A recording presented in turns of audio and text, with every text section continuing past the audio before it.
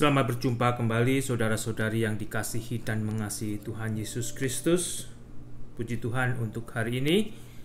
Saya diberikan hari yang baru, demikian juga Anda. Saya akan melanjutkan dari 2 Petrus pasal yang kedua. Mulai dengan ayat yang ke-12, saya akan terlebih dahulu berdoa. Bapa di surga, terima kasih untuk hari ini. Ajar kami terus untuk tidak lupa mengucap syukur atas hari yang Tuhan berikan hari ini, Bapa. Ajar kami menggunakan hari ini dengan bijaksana, penuhi kami anak-anak Tuhan dengan Roh Kudus-Mu, dan biarlah Engkau kami biarkan berkuasa dan berkarya di dalam dan melalui hidup kami. Ampuni dosa-dosa kami, Bapa. Berkati waktu pembacaan kami akan firman-Mu, dan berikan berkat rohani-Mu. Dalam nama Tuhan Yesus, hamba boleh berdoa dan mengucap syukur. Amin. Saudara, saya akan melanjutkan dari 2 Petrus pasal yang kedua. Kalau ada Alkitab, silahkan saudara menyimak ya. 2 Petrus pasal yang kedua mulai ayat yang ke-12. Masih berkisar tentang guru-guru palsu. Bagian Alkitab yang tidak banyak digemari oleh orang Kristen. Tentang guru-guru palsu. Di ayat 12 dikatakan, tetapi mereka itu siapa, saudara? Guru-guru palsu itu sama dengan hewan yang tidak berakal, sama dengan binatang yang hanya dilahirkan untuk ditangkap dan dimusnahkan. Mereka menghujat apa yang tidak mereka ketahui, sehingga oleh perbuatan mereka yang jahat, mereka sendiri akan binasa seperti binatang liar, dan akan mengalami nasib yang buruk sebagai upah kejahatan mereka. Berfoya-foya pada siang hari, mereka anggap kenikmatan. Mereka adalah kotoran dan noda yang mabuk dalam hawa nafsu mereka kalau mereka duduk makan minum bersama-sama dengan kamu.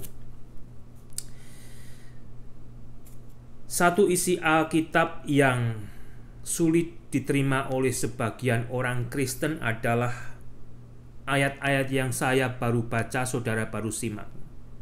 Kok ada ayat Alkitab yang begitu istilahnya kasar sekali ya bicaranya. Di ayat 12, firman Tuhan berbunyi, tetapi mereka itu, siapa saudara mereka itu? Kembali, mereka itu adalah guru-guru palsu ini ya. Pendeta-pendeta palsu, hamba-hamba Tuhan palsu yang berada di gereja-gereja Kristen palsu, sama dengan hewan yang tidak berakal. Kitab suci menyamakan mereka itu dengan hewan yang tidak berakal. Kasar, saudara ya. Sama dengan binatang yang hanya dilahirkan untuk ditangkap dan dimusnahkan. Lah, bukannya mereka ini bicara tentang hamba-hamba Tuhan Kristen? Iya, tapi palsu. Pendeta-pendeta Kristen yang palsu itu diibaratkan sama dengan hewan yang tidak berakal, binatang yang hanya dilahirkan untuk ditangkap dan dimusnahkan ya. Mereka ini menghujat apa yang tidak mereka ketahui, sehingga oleh perbuatan mereka yang jahat, mereka sendiri akan binasa seperti binatang liar. Kebinasaan mereka ini, para pendeta Kristen palsu, hamba Tuhan Kristen palsu ya, kebinasaannya seperti binatang liar. Bukan karena mereka tidak bisa mengetahui tentang Allah dan kebenaran Allah di dalam Yesus Kristus, tetapi karena hidup mereka sudah memberikan diri untuk dikuasai oleh nafsu,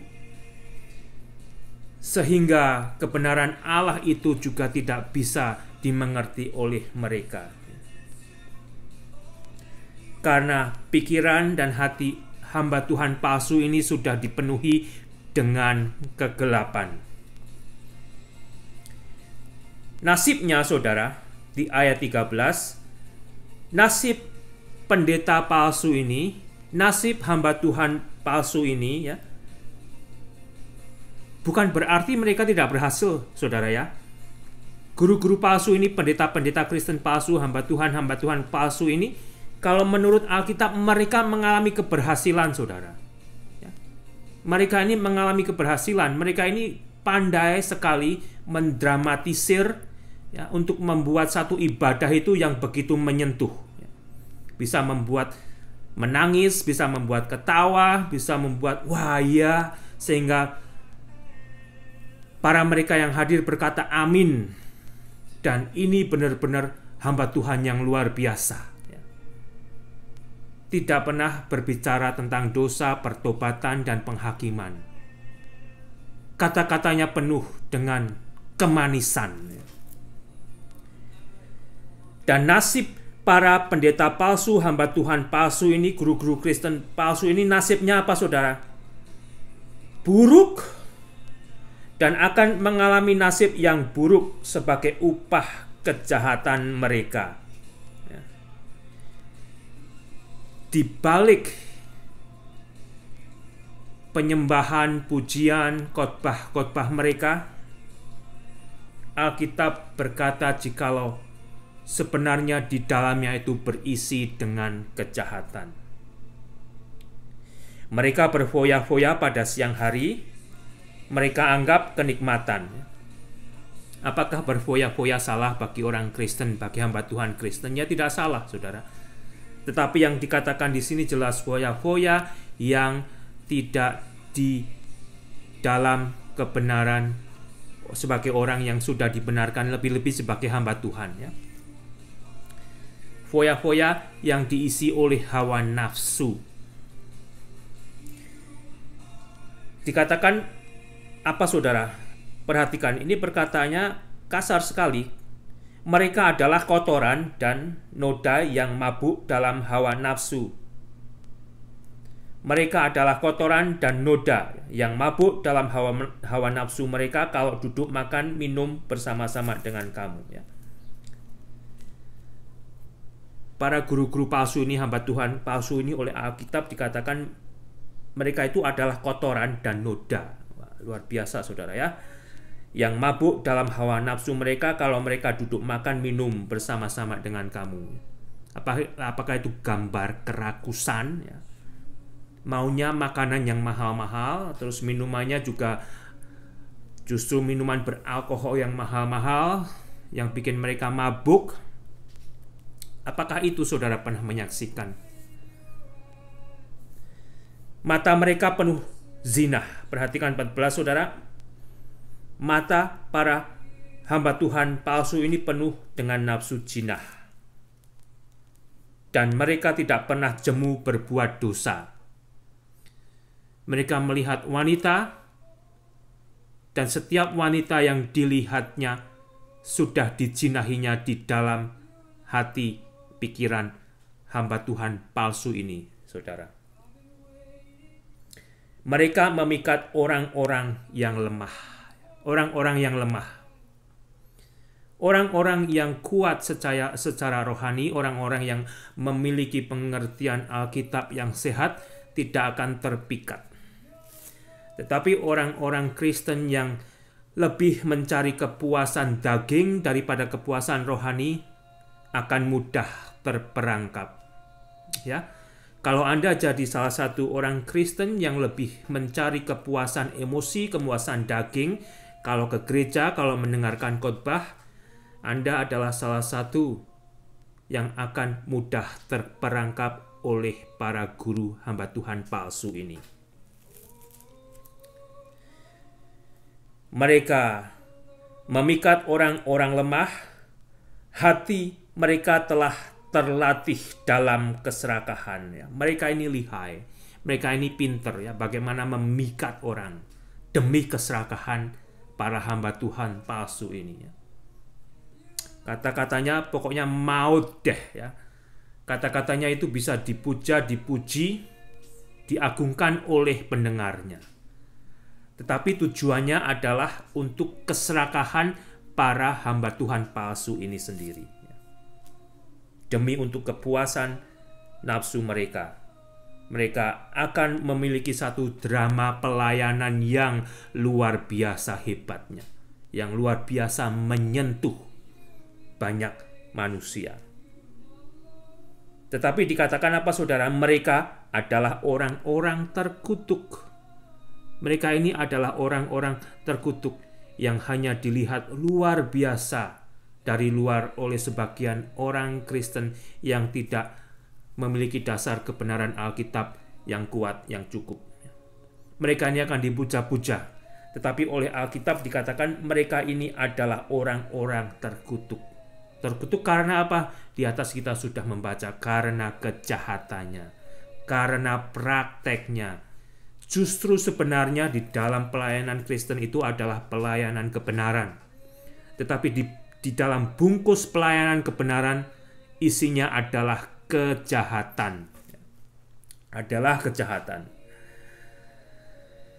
Di ayat 15, oleh karena mereka telah meninggalkan jalan yang benar, maka tersesatlah mereka lalu mengikuti jalan Bileam, anak Beor yang suka menerima upah untuk perbuatan-perbuatan yang jahat.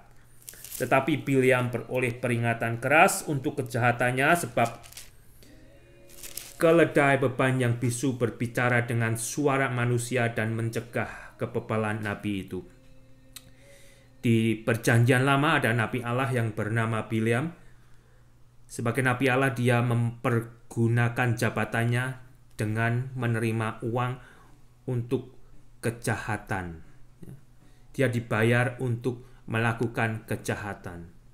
Tetapi Bileam ini ketika diminta untuk mengutuki orang Israel, orang yang diberkati Tuhan, di situ akhirnya dia bertobat. Tetapi hamba-hamba, guru-guru palsu ini luar biasa gelapnya, saudara. Yang digambarkan jauh melebihi ini. Guru-guru palsu itu adalah seperti mata air yang kering. Guru-guru palsu itu dikatakan di ayat 17 adalah seperti mata air yang kering. Hamba Tuhan sebenarnya adalah hamba yang memberikan mata air, mata kehidupan bagi setiap orang yang mendengarkan firman Tuhan. Karena sumbernya dari Tuhan Yesus. Tetapi kalau ini dikatakan sebagai mata air yang kering karena sumbernya bukan dari kebenaran Yesus Kristus. Memang oleh manusia akan dikatakan sesuatu yang indah, sesuatu yang mengagumkan, sesuatu yang diurapi Tuhan. Ya. Mereka bisa mengadakan mujizat loh. Ya. Jangan salah. Ya. Hamba-hamba Tuhan palsu ini kemungkinan penampilannya secara lahiriah, kehebatannya melebihi kehebatan banyak pendeta hamba Tuhan asli. Tetapi mereka ini adalah seperti mata air yang kering. Seperti kabut yang dihalaukan Tuhan. Kabut yang seharusnya memberikan kesejukan dihalaukan Tuhan. Bagi mereka telah tersedia apa saudara? Tempat dalam kegelapan yang paling dahsyat. Alkitab mengatakan bagi mereka ini, bagi hamba-hamba Tuhan palsu yang banyak dipuja, yang banyak disembah, yang banyak diagungkan oleh orang Kristen ini, ternyata sudah disediakan tempat bagi mereka dalam kegelapan yang paling dahsyat, saudara. Yang paling dahsyat. Kok Alkitab ngomongnya kasar sekali ya? Pernahkah saudara mendengar ada orang berkata begitu? Benarkah ini? Ya makanya berhati-hatilah saudara. Kalau Anda ke gereja, kalau Anda mendengarkan khotbah itu, apa yang Anda cari? Apakah Anda mencari kepuasan rohani, pengajaran Alkitab, atau hanya mencari kepuasan emosi? Emosi Anda dipuaskan. Ya. Anda bisa nangis-nangis. Anda bisa ketawa-ketawa. Tetapi Anda tidak mendapatkan pengajaran dari Alkitab. Kalau Anda mendengarkan khotbah, apakah ayat Alkitab yang dibaca sesuai yang dikhotbahkan? Itu juga harus Anda perhatikan. Jangan sampai Anda akhirnya tidak menjadi dewasa karena hanya ingin mendengarkan yang memuaskan telinga Anda, tetapi tidak berdasarkan pengajaran ayat Alkitab itu sendiri. Ayat 18, sebab mereka mengucapkan kata-kata yang congkak dan hampa dan mempergunakan hawa nafsu cabul untuk memikat orang-orang yang baru saja melepaskan diri dari mereka yang hidup dalam kesesatan. Mungkin ada orang berkata, apa tidak boleh toh jadi hamba Tuhan itu sukses ya? Punya baju bagus, punya mobil bagus, punya pokoknya yang bagus-bagus gitu. Ya boleh aja. Tetapi juga ada batasnya. Sebagai hamba Tuhan, hamba Yesus Kristus, dikatakan Alkitab sendiri yang memberikan contoh bagaimana saya dan saudara, lebih-lebih hamba Tuhan Yesus Kristus itu memiliki ciri-ciri kehidupannya. Disitulah kesanggupan seseorang untuk menjadi hamba Tuhan, menyangkali dirinya dan mencontoh Kristus ya. Bukan salah saudara sebagai hamba Tuhan menikmati berkat Tuhan. Tetapi sebagai hamba Tuhan juga harus mengerti bagaimana Anda harus mencontoh Kristus sebagai hamba Tuhan. Itu aja ya. PR-nya apa yang Kristus contohkan bagi Anda kalau Anda hamba Tuhan, itu aja PR-nya. Anda pelajari. Ya. Mereka menjanjikan kemerdekaan kepada orang lain. Ya. Hamba Tuhan palsu ini, pendeta palsu ini menjanjikan kemerdekaan pada orang lain. Banyak orang yang terkurung, yang menderita dijanjikan. Melalui dongeng-dongeng isapan jempol yang maut. Ya.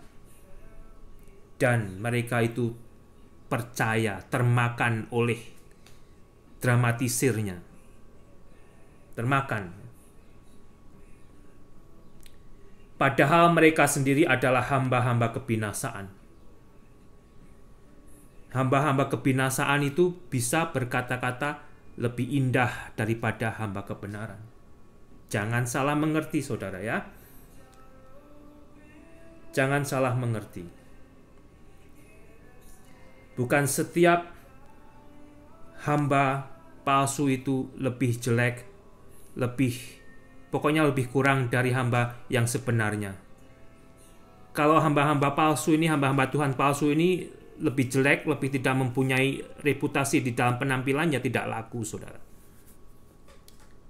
Mereka akan memiliki kelebihan dari banyak hamba Tuhan yang asli.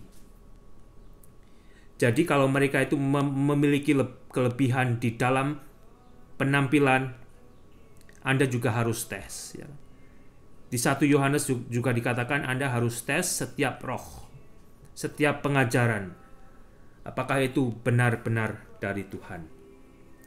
Mereka menjanjikan kemerdekaan kepada orang lain, padahal mereka sendiri adalah hamba-hamba kebinasaan. Karena siapa yang dikalahkan orang, ia adalah hamba orang itu.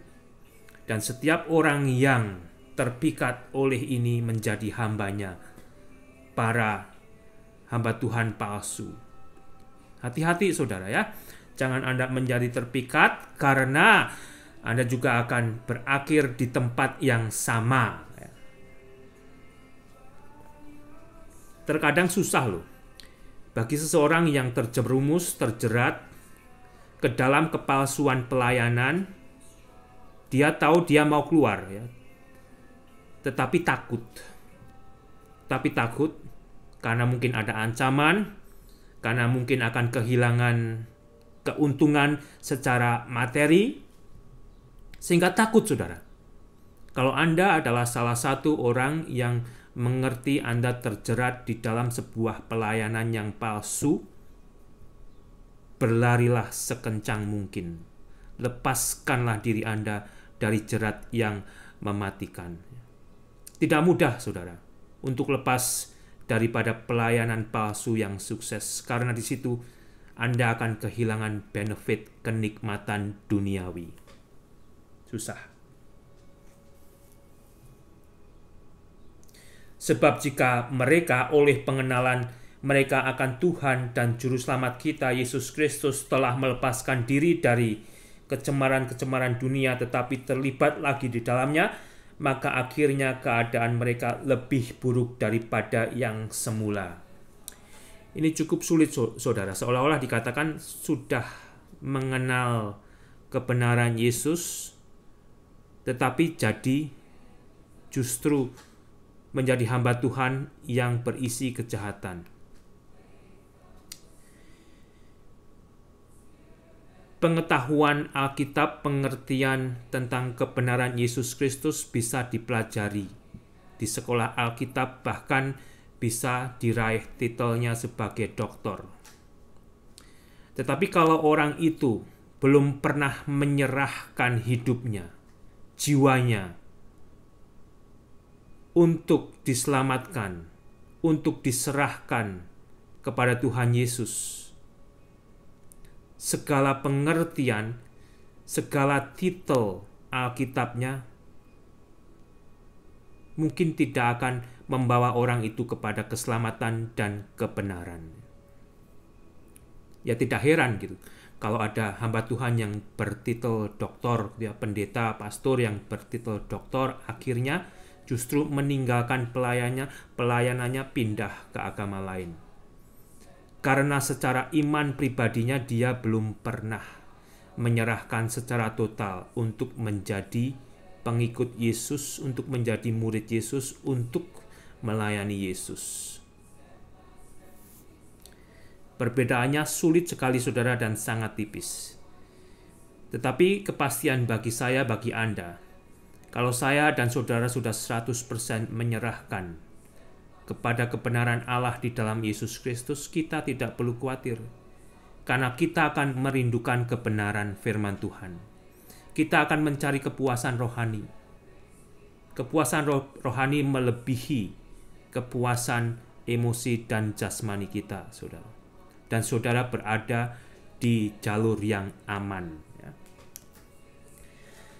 Ayat 21, karena itu bagi mereka adalah lebih baik jika mereka tidak pernah mengenal jalan kebenaran daripada mengenalnya tetapi kemudian berbalik dari perintah kudus yang disampaikan kepada mereka. Mereka ini sudah mengenal jalan kebenaran, di dalam jalan kebenaran itu ada perintah kudus. Tetapi tidak dilakukan, justru yang mereka lakukan adalah perintah kegelapan, perintah kejahatan. Sehingga Alkitab mengatakan lebih baik sebenarnya orang ini tidak pernah mengenal akan kebenaran, karena toh akhirnya justru menjadi satu noda di dalam kekristenan,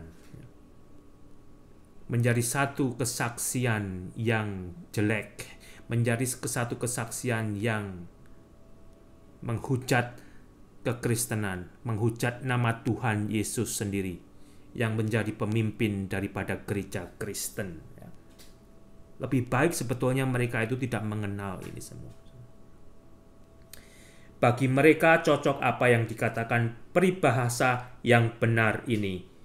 Anjing kembali lagi kepada muntahnya. Itu menjijikan sekali, saudara. Anjing muntah, jalan ke sana, balik lagi muntahnya dimakan, saudara. Itu adalah satu gambaran yang sebetulnya kehidupan yang sangat menjijikkan. Dan babi yang mandi kembali lagi ke kubangannya. Ya kalau Anda punya babi, ya, Anda punya kandang babi, peternakan babi, kalau Anda sudah mandiin babi itu bersih dengan sampo yang mahal, dengan sabun yang mahal, ya Anda kembaliin, ya mereka masuk lagi ke kubangan. Karena dasarnya memang sudah jahat. Karena dasarnya orang tersebut belum pernah dilahirkan kembali oleh Roh Kudus. Hanya secara lahiriah, hanya sebatas pengetahuan otak mereka mengenal kebenaran. Tetapi hamba Tuhan palsu ini belum pernah mengalami kelahiran baru. Itu saudara. Makanya berhati-hatilah dan jadilah orang Kristen yang merindukan untuk dipenuhi oleh kebenaran Allah di dalam Yesus Kristus melalui firman Tuhan. Dan pastikan jikalau Anda telah menjadi orang Kristen yang mengalami kelahiran baru di dalam Roh Kudus. Tuhan Yesus memberkati. Amin.